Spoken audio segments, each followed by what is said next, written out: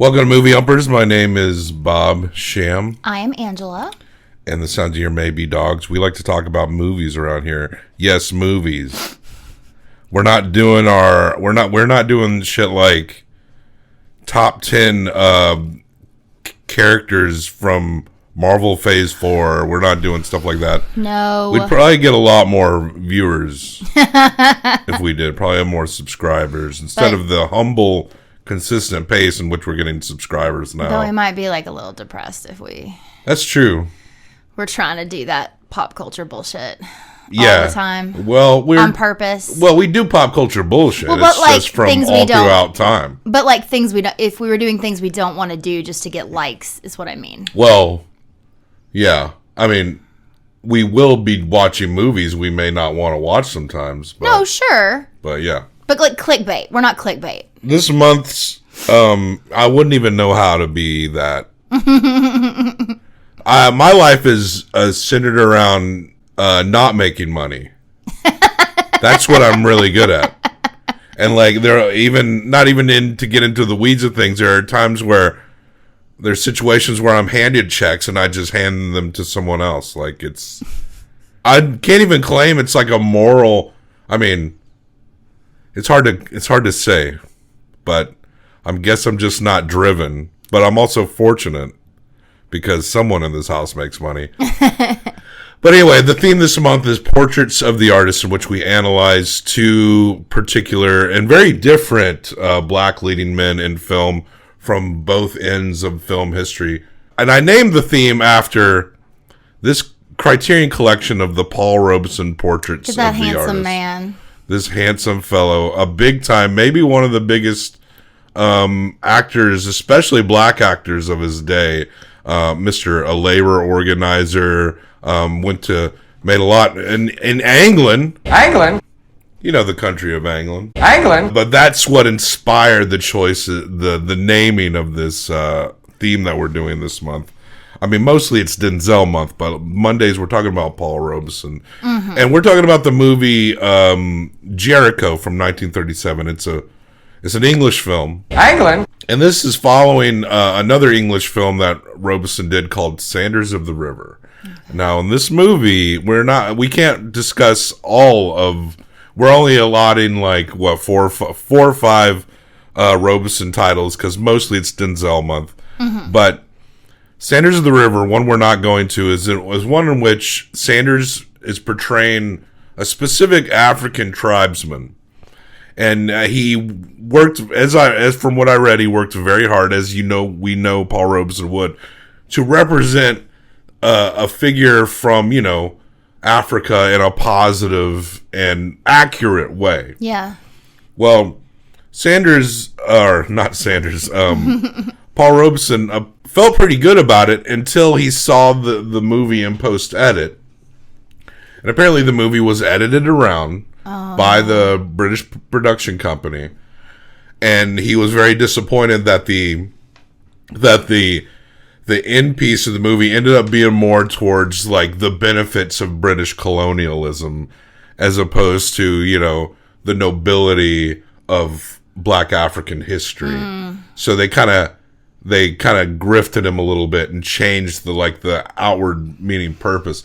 So Robeson felt kind of burned, Yeah. And yeah, he had to go to England to maybe go to a place like Switzerland and England to maybe make more of the movies he wanted. But England was just like our dad in terms of imperialism, our mother, right? Yeah. It's like when I was taught us what we know. It's like when I was a little kid, and the first major city outside of the South I went to was Chicago. And I expected like people to not be racist in Chicago. And then literally got off the plane and encountered people being racist. And of course, if you know anything about Chicago, how laughable it would be to expect there not to be racism in Chicago. But I was a little kid. I get it. And, Paul Robeson is definitely smarter than I was flying into Chicago as an 8-year-old little boy. But I guess it is, there's always like something pushing you back if you're trying to represent blackness, even in the European world, where they may seem a little softer on certain things. Yeah. And of course, Europe is also England's about to go into war. So at this time anyway. So he made Jericho. if you haven't heard of Jericho, it might be because it also is called Dark Sands. In the U.S., it was released a year later called Dark Sands. If you look up the Jericho 1937 film Wikipedia, you'll see the Dark Sands poster, and it looks like there's not a black man on that cover. It's got Paul Robeson's name on it. But that was kind of... That practice existed. That's fucked. That practice existed in Western media, American media, up to the 60s. I remember I worked in a used media store, and you would see, like, the hot sounds of jazz, and where it's all black artists, and then the cover's like a white woman biting on pearls or something. Like, gross. That shit was very common, and so, but there is a Dark Sands poster, I think, that does show Paul Robeson's face, but it's funny, the one you see on the wiki, it makes everyone just look white. I couldn't find a poster of this that represented this movie. Even the one that I found with him in it, it's like him and a woman from the movie, but they're just looking to the side expectantly, like, I don't know. Now, weird. This movie, not very well known. You have to be kind of a movie nerd or into black film history to know this. We understand this with Paul Robeson. These are deep cut movies, but that's just kind of, but you know, we're not film experts, but we're putting ourselves in a process of education here. Yes. We are film fans, film enthusiasts. We want to know more. We love certain movies we grew up with, but we're not like people that want to just sit in our comfort food over and over and over and over again. We want to learn something. We want to figure things out. We want to become someday experts in discussing movies and being well-rounded with it. Yeah, and it's not just about, like, what's the new thing. Yeah. It's important to go back and see kind of where all this came from. And Jericho is such an interesting movie to me. Like, it's got its flaws. I won't say it's like a masterpiece, but there is something about it that is, like, I feel like deserves a lot more attention. Mm-hmm. And I agree. For one, in the wake of Sanders of the River, Paul Robeson was like, nah, I'm going to be there. I'm going to look, I'm the lead. I'm going to make sure things, and he even changed the ending in terms of how certain things represented. But Jericho, it's a British film, and we get a black, it's in World War I, and an American troop, and with a black regiment, they're all going into, I forget what country they're going into. They're going to fight Germans or whatever, somewhere. It wasn't just Germany. But that's when we meet Paul Robeson as he's calming his fellow troops with his song. They're on a boat which could explode. I guess they're carrying, I don't know if they're carrying, I actually couldn't catch it, whether they're carrying like gunpowder or whatever. TNT, I have no idea. But there is a part where all the high-ranking officers are white men, and one of those high-ranking white men starts to light a cigarette, and the other one is like, what the fuck are you doing? You're going to blow us up. So some of these men are scared that something's going to happen on this boat and that they're going to die before they even get to war. Like, war is scary enough, but they're like, our transportation to war could also kill us. Well, a whole fucking generation got chewed up in that war. Yes, and honestly, that one guy that was real, like, fucking scared out of his mind. Makes sense. Why wouldn't you be, truly? It seems know. like a normal reaction, but it's kind of sweet how Paul Robeson... But as you go, your strength will grow, and in the end you'll win. My way leads to rosy dawnings, my way leads to golden acres, lonely road with a heavy load. Are you walking my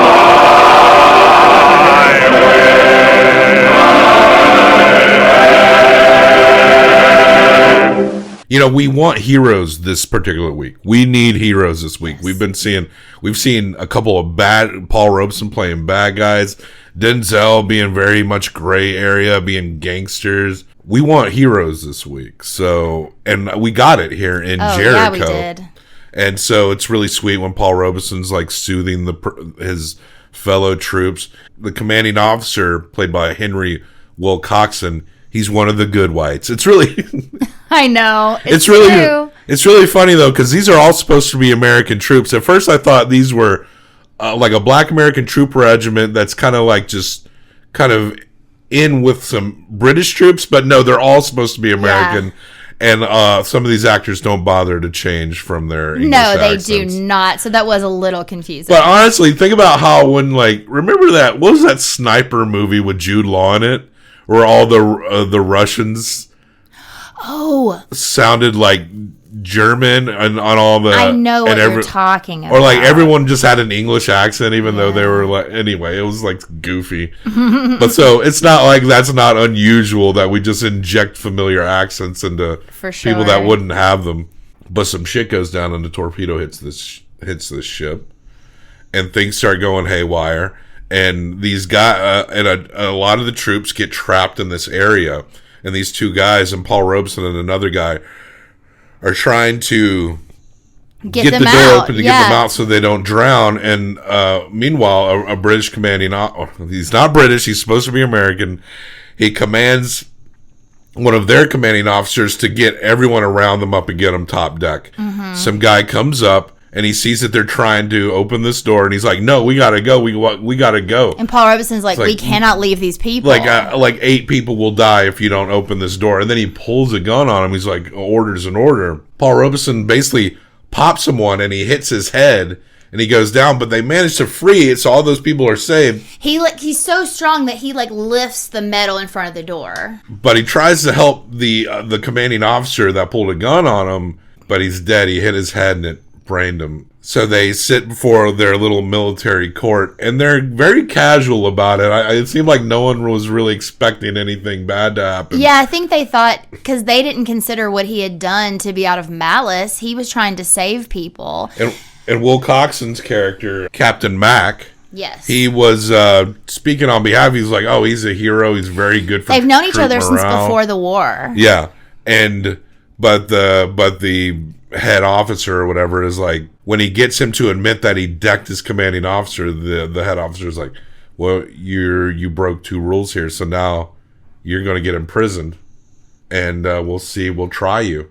I think it's like Christmas time. It is, and the troops are doing a show for each other, and so we get some tap dancing and some singing from other people, and then they're going to take some of the prisoners to go watch the rest of the show.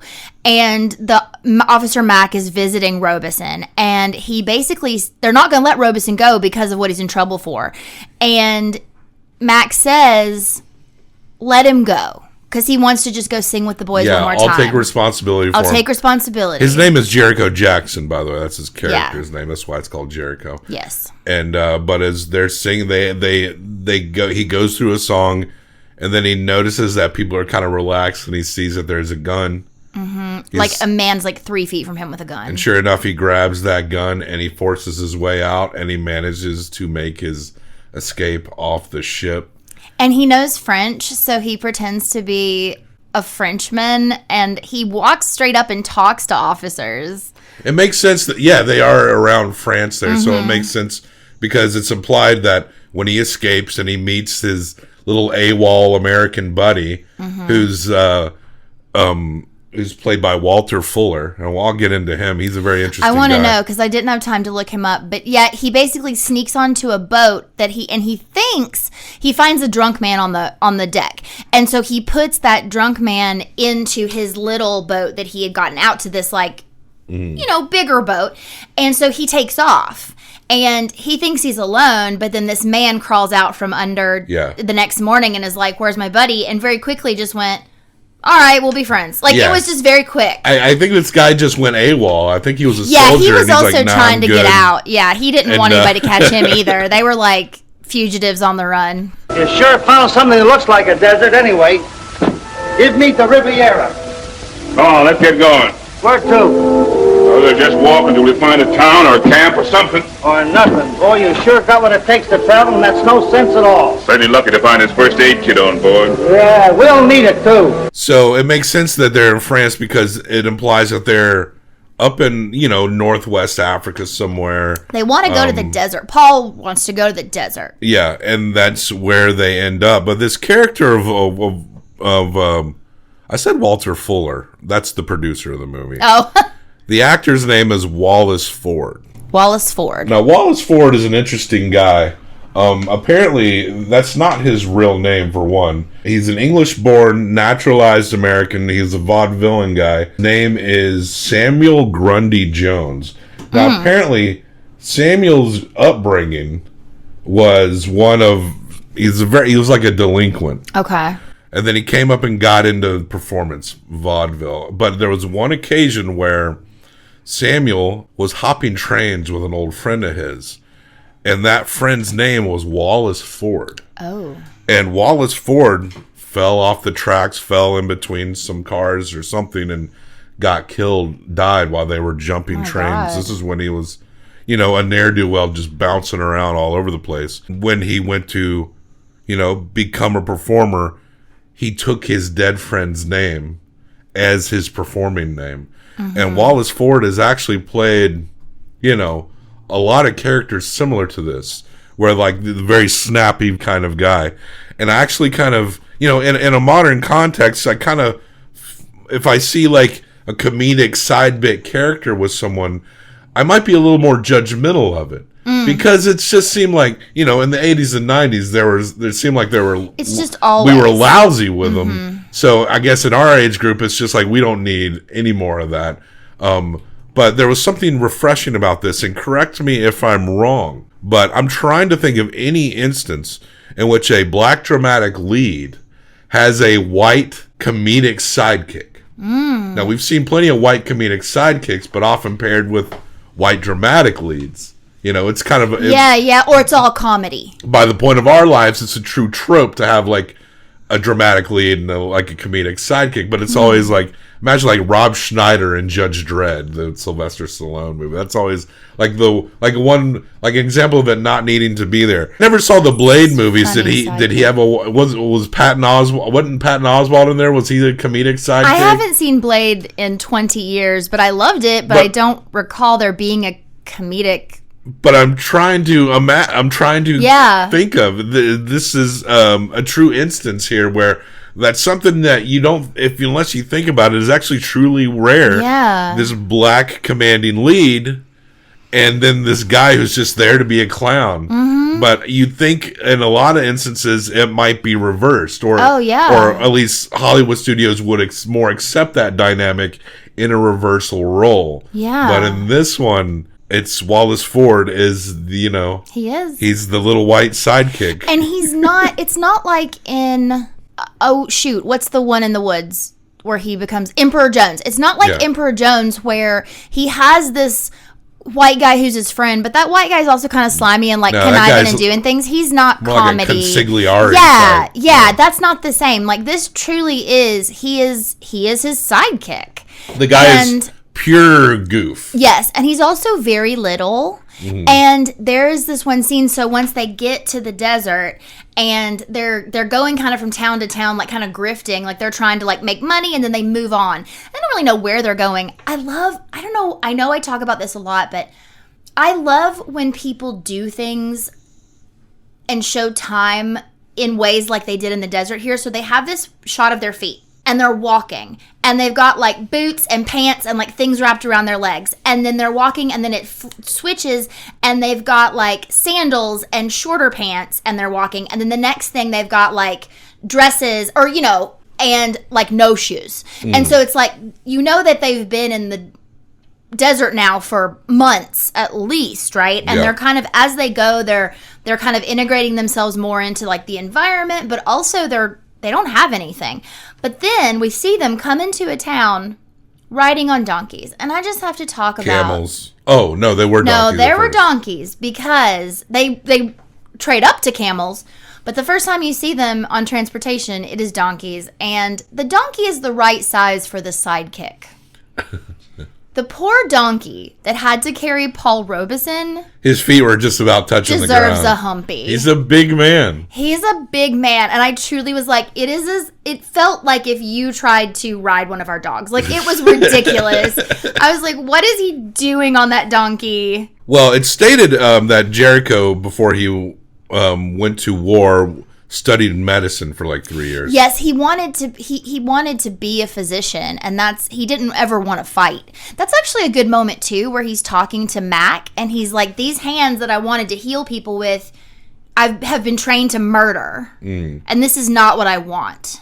Jericho doesn't know this happened, but because he escaped and he was under Captain Mac's command, they end up because he was friends with him, end up convicting Captain Mac of a conspiracy charge, and he actually gets sent to prison for 5 years. 5 years, yeah, because they think that he helped him escape, and without being able to find Jericho, they can't prove that that's not true. So Jericho and his sidekick buddy, Mike Clancy, they come upon this lady who is played by, she's credited as Princess Kuka. Who are you? A friend. And who is with you? Just Alice so far. We've traveled a long way. May we stop? You made a smart. Chuck. Looks like our luck's turned. You are not all hungry. There's no doubt at all, madam. Take care of the camels, boy. Huh? Uh-oh. I get it. Not bad. Come on, Tootsie. The character's name was Gara, but this was a real lady who was, I'm not sure if she was Sudanese or Egyptian or both, but she was, not much is known about this lady, but she's credited as Princess Kuka, as opposed that perhaps she was some lineage to some family. I wondered about that, or if her name was just Princess, because sometimes that happens. Maybe, but there are like glamour shots that you can find of this actress. I don't know if she was a true actress or some kind of... They might have just plucked her or might have just some kind of society lady. Interesting. She was essentially like a model for her time and place in the early 20th century. I mean, she's gorgeous. As soon as Jericho sees her, he's like, "I'm done. This is where I belong." Well, her little village that she lives in, people need medical assistance, so he provides that with his knowledge, and that ingratiates him into the community, and he becomes like a leader of this community, essentially. Yeah, and they start kind of a little, they don't have an official hospital, but she kind of becomes his nurse, and everyone comes to see him, and you know, their leader, he set his leg. That's how he found out. Like, her brother came over and was like, "The leg is broken. We have to find a doctor." And he set the leg, and the leader said to him, "As long as you're here, like, you've healed me, you have a place to stay and food to eat. Like, basically just don't leave." So he ends up marrying the woman. He's there seemingly happy for years and years, and then and the leader like trusts him so much that they have this meeting, and they always go, all the different tribes or groups of people go to this like salt mine. Yeah, it's like the big thing here is like these salt. Yeah, and you know, it's Jericho's idea to bring them all together. It's what they can trade. Yeah, they go and get this salt like once a year. They make this trek. It like takes a really long time to get there and a really long time to come back, and they go in like these caravans. But Jericho's idea is like, hey, we always go separately, and then we're always trying to beat each other there, and then also other people are trying to like attack us as we go, so let's all go together and be like strong in number. There are British people in the country. When they're like gathered in their gathering place to start their trek, these British dudes pull up in these trucks, and they're like, "Hey, can we follow you and take pictures and video of your salt trek?" They want to make a movie. So they're documentarians who show up. They? Well, I know. They show up. Well, they make a documentary in the movie. And also are able to go report back all the resources of this particular region to the British government and crown. Well, someone got them there. Honestly, for the long-term sake of this area, Jericho, probably the best move he should have done was to gather up the village to execute all of these British filmmakers. He should have never agreed to this, because also at this point, unbeknownst to him, Mac has gotten out of prison and has vowed to find him. And he's got like a wife and a kid, and he's wanting to build a hospital, and he's like set up to be the new leader of this group of people. Like, everyone loves him so much.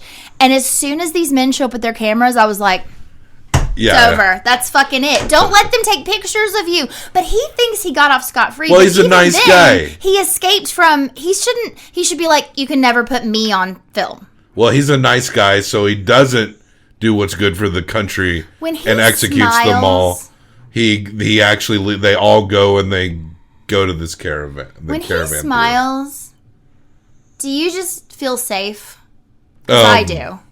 There's like something about... I mean, he seems like he's a charismatic guy. This is what I mean. It feels like comfortable. Like he smiles and you're like, everything's gonna be fine. You know, and he has that in this movie, like everyone around him kind of feels that. It's like he smiles and everybody's like, it's fine, everything's fine. About the Britishman, I wanted to ask you, could you understand anything the Bugman said? Suppose the trucks will be here when we get back? We should have to chance it. I should have had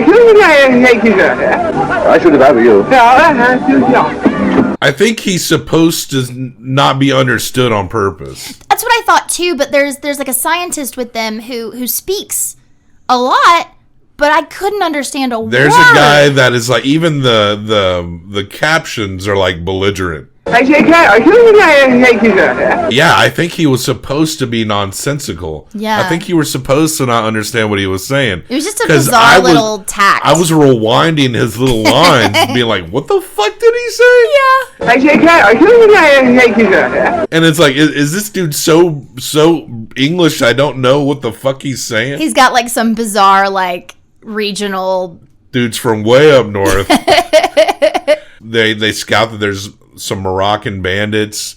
It's not a very good battle scene. It's weird. I had to rewind it. It kind of dragged ass. Because I got confused about when they came out from under the ground. It made me wonder, like, when was the first good battle scene ever filmed? It wasn't filmed in this movie. No, this was not. But one thing they do accomplish is big sweeping desert images. I love that when he gets to the top of the dune. That is and he my sings favorite the song. moment. It's a great moment. My way to the green pastures. My way leads to big high mountains. Lonely road with a heavy load. Brother, I walk in my way. My way is no field of clover. My way is no path of glory. Lonely road with a heavy load. Brother, I walk in my way. That song, like, I actually watched that twice. Like, that's about when you came home, and so I, like, rewound it, and I rewound too far, and I was like, know what? I'm just gonna watch this song again. It's so fucking good, because he hears this song on the radio, but he doesn't, he goes off alone, and he climbs this top of this dune, and he just... Belts it. And it's just him, and he's just feeling, and every one of these movies, this is my second one, but in the last movie, he had that moment where he was like on the chain gang and singing the song about John Henry, and that was the moment. And in this movie, it's on the dune. So they successfully make their trek to the Salt, and this British documentary team, they go back and they put out a film reel, and that's when everyone sees him on camera that goes to see that movie, and Mac sees that, so he knows he's up. He's been all around the world trying to find him. He knows he's up in the northwest of Africa, so he goes there, and he confronts him directly, but Jericho's wife overhears. He explains to him, "My reputation is in shambles since you left. They locked me up for 5 years, and I came here to bring you back." But Jericho's got to clear my name. But Jericho has a kid now. He's got a whole life now. He's like a leader of people here. And so Jericho is like, I'm real sorry. I didn't imagine that they would blame you for what I did. Yeah. But And he basically says, I'll go back with you. And he's like, you can't. But Jericho is like, if they find out why you're here, they will attack you. And his wife found out. But this is bizarre because Jericho should just be like, he introduces his wife to him, and then she later like overhears. He didn't know she overheard, but doesn't she not hear him be like, hear them making peace with one another. I think she only heard the part about I'm going to take you away. So why can't Jericho just be like, hey, everyone calm the fuck down. He's He not going should. to do it. It just seems like this part where it's like he needs to kind of gather people around and be like, look, this guy came here, but he's cool. And Yeah. he's going to go back. But it becomes this Agree. kind of forced dramatic moment. Once And they bang the gong, he's like, you got to get the fuck out of here, bro. They're going to kill you. Like, they're not going to listen to him because they're so incensed at that point. But they see their leader trying to help him escape. They're trying to. She also didn't ask him a question. They want to kill the guy. Yeah. Who is coming to kidnap their leader, and they see their leader trying to help him escape, and they're not like, why is he trying to help him escape? They're blind with rage, Bob. It's, okay. Rage and protection. Also, they don't want him to leave. They want to kill him because if he leaves, he still knows where he still knows where they are. You know, like they don't want him to ever come back. And Jericho actually is like gonna get in the plane with him at one point, and the guy like stops the engine. Goodbye, Jericho. I'm going with you. Oh, no, you're not. I got a different slant on things now. So have I, and I'm going to take what's coming to me. All right. She's stalled. Will you swing the prop again for me?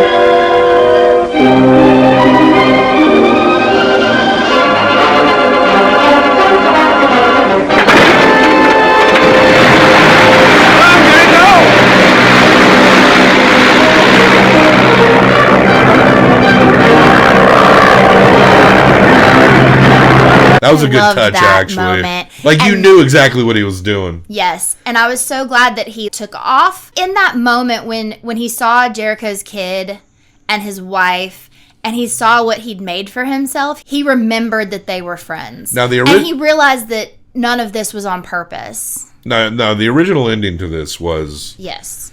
that they both got in the plane and that it crashed.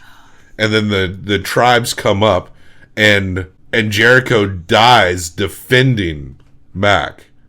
Which honestly makes less sense because of the reasons I said of like they're so desperate to keep this man from kidnapping their dude and yet they're going to kill their dude. Robeson Weird. came in and was like, no, we're doing it like this. The ending we just said earlier is the one that happened. And I'm glad, because that would have sucked. That makes a little more sense than like his own people are going to kill him. Because if that was what was going to happen, then that is when he stands on the plane and says, listen, this is what's going on, and this man's going to live here with us now. Do you know what I mean? Like, whatever. But there's still... He can't die defending this man who's been searching for him for 5 years against this place where is now his home. Like, he can't do that. Getting killed by the people That's who idiotic. have made them there. Yeah, Robeson was right to change that. It was already kind of weird, the dramatic push in that part. But the ending we got is rewarding. Yes.